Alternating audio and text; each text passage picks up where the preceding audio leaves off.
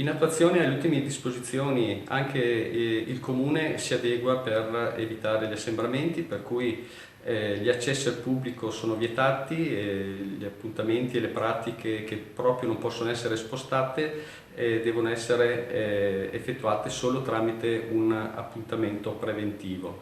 Anche la distribuzione dei sacchi per la raccolta differenziata viene sospesa fino al 15 aprile e la raccolta viene comunque eseguita e i cittadini che trovassero ad averne la necessità possono utilizzare altri tipi di sacchi per differenziare il proprio materiale.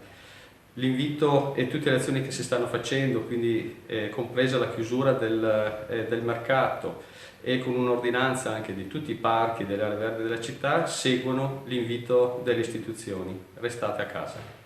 Insieme sono sicuro che ne usciremo, sono sicuro che quando usciremo da questa grave crisi saremo tutti più forti, tutti più consapevoli e soprattutto tutti più forti e calmi e sicuri di quello che faremo per il domani.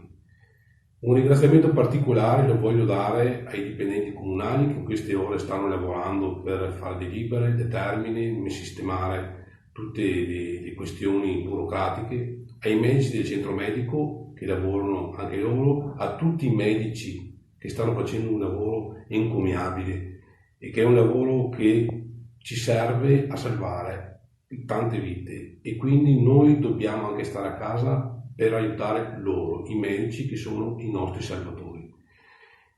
Ringrazio tutti gli esercizi di vicinato che in queste giornate hanno dato la possibilità di rifornire alimenti a tutte le persone del nostro comune, alla farmacia e alla protezione civile che si sta attivando per un servizio per gli anziani. Quindi mi raccomando, uniti si raggiungono grandi obiettivi.